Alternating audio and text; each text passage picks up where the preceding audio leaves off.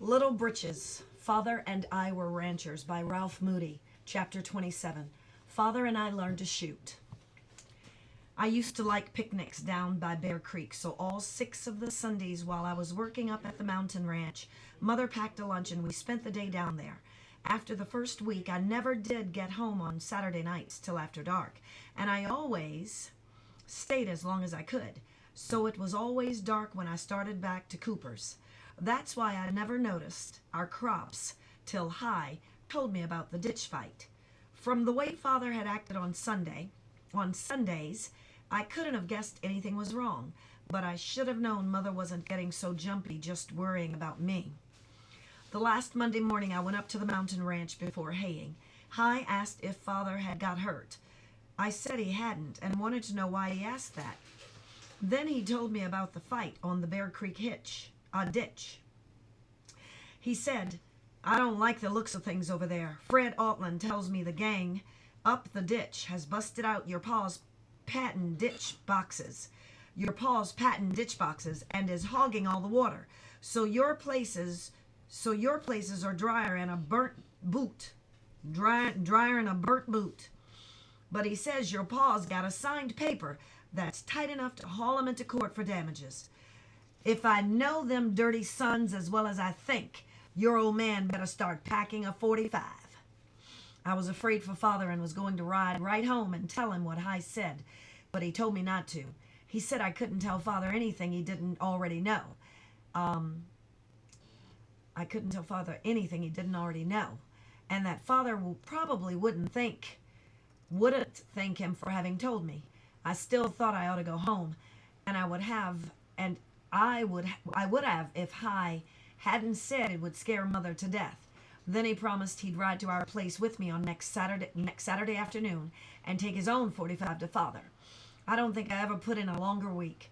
I couldn't even find any fun in cutting out cattle with Sky High, and on Wednesday High told me I'd have to quit being so nervous with the colt or I'll spoil him. I don't know if being nervous had anything to do with it. But that same morning, Sky tossed me 20 feet when I was taking out his kinks. Only High and 3 of the other fellows were going to stay with the cattle through the haying, so Juan started for the home ranch with the chuck wagon right after Saturday's dinner. I should have gone with the wagon, but I wanted to stay with High, so as to be sure he would ride home with me and take his 45 to Father. It must have been about 4 o'clock before we got the 3 herds thrown together and had cut out all the horses that would be needed at the ranch for haying. High had promised that I could ride Sky High home when he went with me, and I was getting fidgety for fear we wouldn't get there till dark. I had been thinking all week about how nice we were going to look riding into our yard side by side on our 2 blue horses. As soon as Remuda was headed towards home ranch, High yelled to Barney Ortez, "You take over, Barney. Little Britches and me has got business." He ran, he let his roan out into the fast run, and I caught up to him before he had gone a couple of 100 yards. Of course, I was a lot lighter than High, and my saddle didn't weigh nearly as much as his, but I'd bet Sky could have outrun his blue and carried the same weight. After that, we let them down into a long lope and kept it all the way to the home buildings. We passed the chuck wagon before we were halfway in. I never did change my clothes so fast, and I don't believe High ever did either.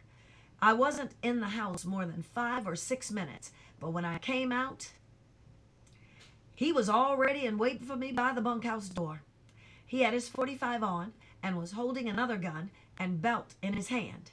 The belt was loaded and was so long he had to wind it around me twice. As he buckled it on High, as he buckled it on High, he said, "I ain't giving this to you. You ain't old enough to pack one. But if your pa thinks you might, he'll be more willing to borrow it off of you than he would off of me." The sun was hanging about a foot above the mountain peaks when we got to the far corner of the ranch. As we rode along the west road between Fred Altland's place and ours, I almost felt like crying. Fred's alfalfa looked a lot better than ours because it was older and the roots were deeper, but it was a sick yellow color and not more than 6 or 8 inches high. Our oat field looked like a desert, and the sweet clover had turned brown along the irrigation ditch. I forgot all about how we were going to look as we rode into the yard and could only think about Father and how hard he had worked to get our crops in. Of course, I couldn't have helped any if I had been at home all spring, but it seemed as though I had done something wrong to have been away having a good time while the rest of them had to stay home and see our crops burn up. Hi must have known how bad I was feeling, because when we got to the corner he yelled, "Yippee!" and threw his spurs in against the roan's belly. We went tearing down the last half mile as if we were running away from a prairie fire and skidded up the gate to in a shower of dust. The folks had seen us and had come out the kitchen door. Mother was keeping Muriel and Philip back so they wouldn't get stepped on, and Father was holding Hal in his arms. He didn't make any moves to open the gate, so I had a chance to let Father see how well I could handle Sky High when I opened and closed it without getting out of the saddle. He didn't do that, so he couldn't show his dad. High took his head off to Mother with a big sweep, just the way he did the first time I rode his blue, and anybody would think he had always known Father. He called, "Hi there, Charlie. This old kid of yours is getting to be quite a cowpoke. Broke and trained this here colt all by himself. He fetched me over so we could show him off a little. Before I could even get a word in, he yelled, 'Yippee!' and spurred his roan again.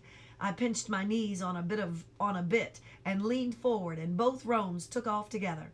We tore about through the dooryard, circled around the haystack one way, turned on a dime, and came around the other way. Then we made figure eights side by side, both ways around, and a few quick stops and turns. As we came back to the door, we made the roans keep changing lead as they looked as if they were dancing. High's roan would do it with nothing but knee pressure, but we had only been practicing 3 weeks, so I had to keep turning Sky High with the reins. Father was always quiet and serious. He wasn't ever sour or sulky, but he never bubbled over or talked loud as lots of men do. I think the nearest I ever heard him come to it was when he brought the roans dancing up to the door. His eyes were shining.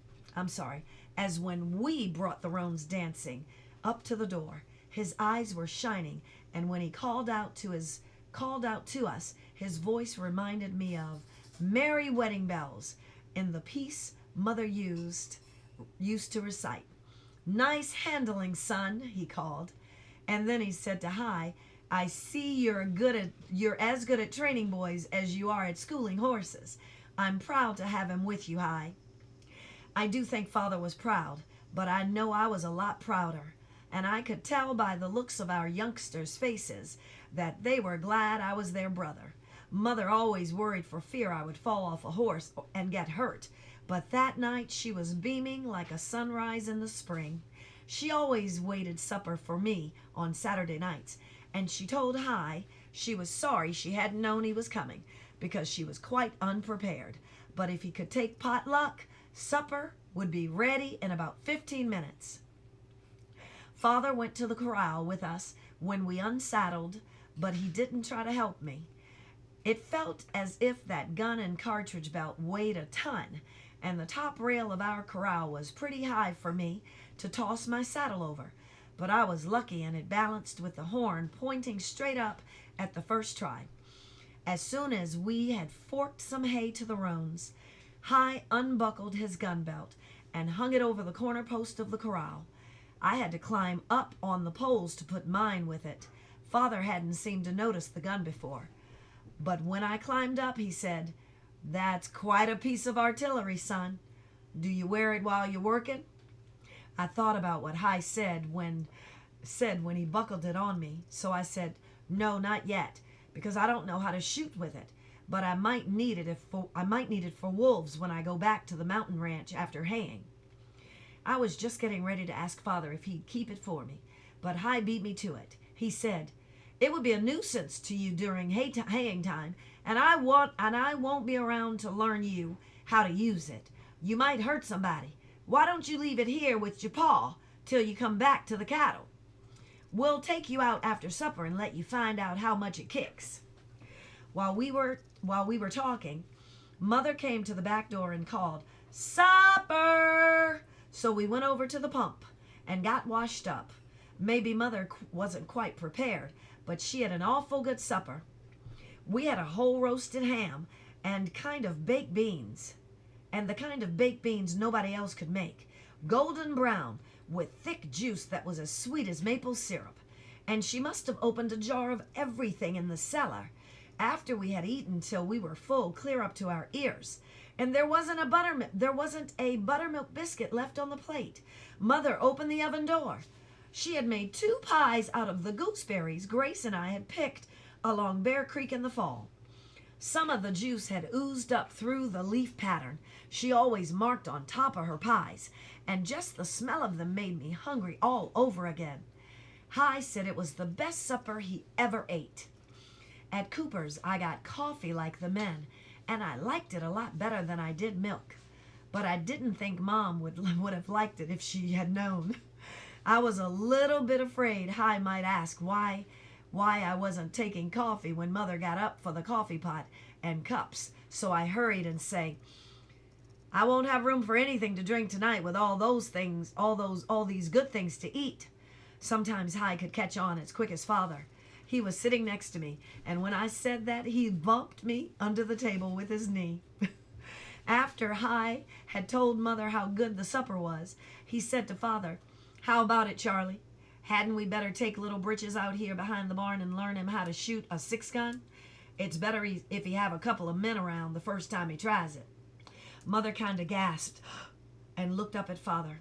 I thought she might spoil everything, but Father kept on stirring his coffee and didn't look up at her. Then he said, "That might be a good idea," almost as though he were talking to the cup.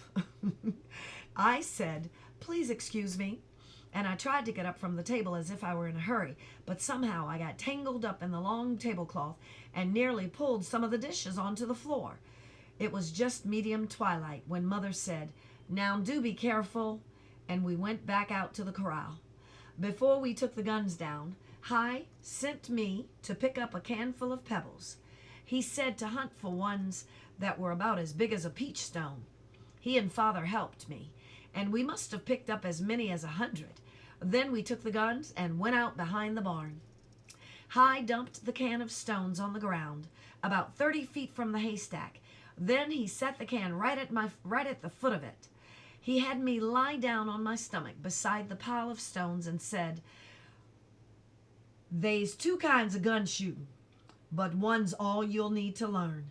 In the Army, they learn you to aim a 6-gun and shoot it with a straight arm. That's all right if you're target shooting, but it ain't no good for cowpokes.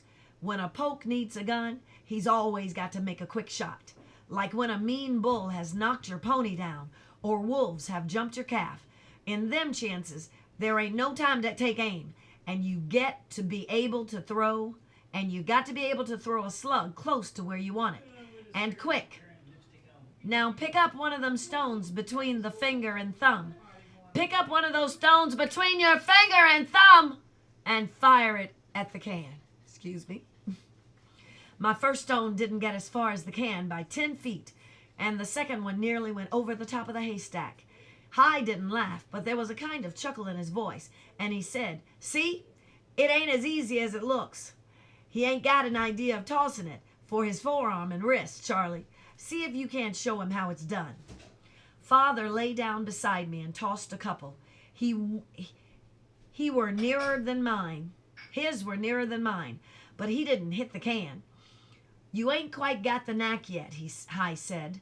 "It's like this, mostly with your wrist." He flopped down with us and snapped out 2 or 3 stones. His wrist acted as if it were hung on his arm with a hinge, and he hit the can right in the middle with every stone. After that, Father could come closer to the can, and he hit a good many times. I hit it once or twice, but Hi seemed to have almost forgotten I was there. When Father had hit the can about 4 times in a row, Hi passed him the gun I had been wearing and said, "Now throw a slug at it the same way. You won't have to think it. You won't have to think nothing about squeezing the trigger." Father wanged a hole through the can the first shot. We were out there till it was almost pitch dark, but Hi didn't seem to want to stop. He said it was the best practice in the world for a man to learn to shoot after dark, because that was usually the time he had to do his shooting. He said he never did get a thieving wolf in the daylight, but he'd got a couple of dozen after dark. Father did more shooting than I did because the gun was too heavy for me and it hurt my wrist. He got so he could punch a hole in the can 4 or 5 times out of 10 shots, but the best I ever did was 2. When it was so dark we could only see a shiny place where the can was, Hi had us stand up and toss stones underhand, the way they throw a bowling ball. Then he showed us how to whip a gun out of the holster and shoot as the muzzle comes up. He could pull that gun out of the holster, shoot, and put it back almost in the same motion. He hit the can 10 times in a row that way and drove it a couple of feet at a time from one end of the haystack to the other. When I tried it, every one of my shots went into the stack. And Father only hit the can once. He said nobody could learn to do it well without a lot of practice, but there were times when it was worth all the work it took to learn. We had used up all the cartridges out of Hi's belt and nearly half of the ones of mine before we quit. I went to the corral with Hi while Father took the gun into the house. When he was tightening up his cinches, he said, "Your pa is going to make a good hand with a 6-gun. I don't think I'd say nothing to him about them fellas up in the ditch if I were you. I'll put a flea in Fred Altland's ear on my way back to the home place." While we had been out there shooting, Mother made a big pan of fudge. When Hi reined up at the door to tell her again how good supper was, she gave it to him, all packed up in a box. Muriel's shoes came in and asked him if he would mind taking, wait. Oh, I'm sorry. She gave it to him all packed up in the box that Muriel's shoes came in. And she asked him if he would mind taking it back to the other fellows at Cooper's. He went off as tickled as I had been with my saddle. Okay. I didn't get any chance to talk to Father about the ditch fight until we were milking Sunday morning. He didn't seem to want to talk much about them. He just told me not to worry about our crops. That with what we had left over from last year, we would be able to get along all right. Then he said there was going to be a court hearing in July, and he thought the neighbors at the end of our ditch were in a good position to collect for the loss of their crops. I asked him if he wasn't afraid there was going to be some shooting that year, as there had been the first year we moved there. But he said there would be if we tried to take the law into our own hands. But few men will shoot at law-abiding people. If Fred and Mr. Wright can keep the hotheads quiet, I think everything will be all right. Anyway, worrying won't help it a bit, so let's get Mother to fix us up some lunch, and we'll spend the day down at the creek. We had another fine day down at the creek. I don't remember what Mother read that day, but I do remember getting her to recite Thanatopsis,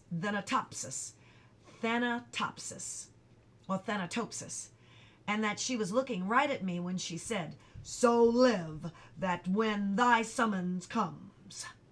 She said each word slow and clear, and the thigh hung like a stroke on a heavy bell. I didn't go back to Cooper's that night till after milking. If I had something I needed to talk to Father about, and didn't want anyone else to know, milking time was when we always talked. Most of the nights, though, we didn't talk at all. We didn't that night. I don't know why. I don't know how to tell it. But there was something nice about being out there alone with him and smelling the cow smell and hearing the milk go singing into the buckets. Sometimes it's nicer not to talk when you're near somebody you love. Father helped me saddle Sky High when I had to go. He didn't do it as if I were a little boy, and had me helped, but the same way he would if he had done it with Fred Altland or any other man. I had never waited till so late in the day to get on Sky for the first time, and I didn't know if he'd buck or not, so I told Father not to be afraid if he was a little frisky, because he wasn't mean. I couldn't get my foot into the stirrup from the ground, but High had taught me how to hop and catch the saddle horn and stirrup at the same time. Once in a while, Sky High started his leap before I got clear up, and then I had to do it all over again. But that night, I guess he knew I wanted to show off for Father, and he didn't rear till I was all set. He only crow-hopped a few jumps, and then we waited for Father. He walked out to the gate with me, as he always did, but the only things he said were that he was proud of the way I had trained Sky High, and it would be best to put lots of cream in my coffee. He waved to me as he closed the gate and called, "So long, partner." The end of chapter 27.